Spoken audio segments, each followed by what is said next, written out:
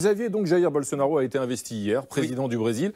Ce nostalgique de la dictature promet de rétablir l'ordre. La plus grande démocratie d'Amérique latine a donc basculé à l'extrême droite. Et vous, ça vous a rappelé l'instauration de la République au Brésil? Oui, c'était le 15 novembre 1889 quand un coup d'État chasse l'empereur Pedro II, on est entre nous.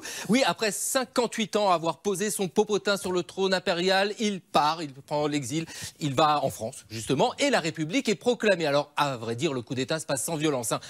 La population ne se rend même pas compte qu'il y a un changement majeur qui s'opère, sans doute, paradoxalement, parce que l'empereur lui-même avait habitué la population aux idées libérales, hein. Pierre II est un souverain éclairé, il est ami avec Ernest Renan, avec Louis Pasteur, avec Victor Hugo. C'est un homme qui veut la liberté de la presse, il laisse la parole à l'opposition et surtout, il ne veut pas de l'esclavage, il veut absolument abolir l'esclavage. En plus, il est détesté par les catholiques. Alors tout ça parce que des évêques du Brésil avaient voulu interdire les francs-maçons. Et lui, il avait dit, ah ben non, on ne peut pas interdire les francs-maçons. Et puis il ne s'était pas opposé au moment où ces évêques avaient été mis en prison.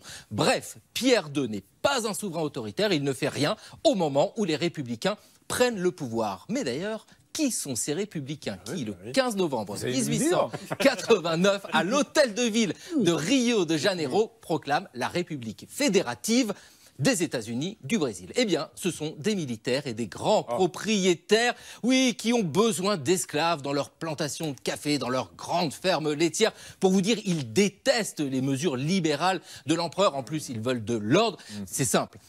Ces grands propriétaires, ces républicains, sont plus rétrogrades que l'empereur lui-même.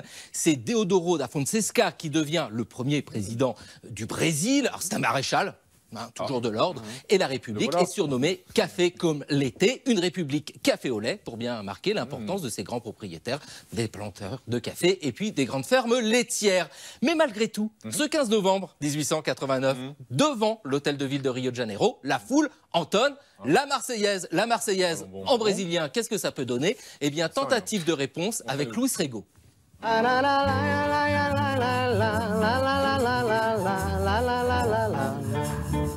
Allons enfants de la patrie, le jour de gloire est arrivé. Vé, vé, vé, va, va, va, contre nous de la tyrannie, ni, ni, étendard sanglant, gant, élevé. Oui, alors, ouais, c'est une autre version. Ensuite le soleil, la Caipirina et tout ça, voilà, bravo. Merci Xavier.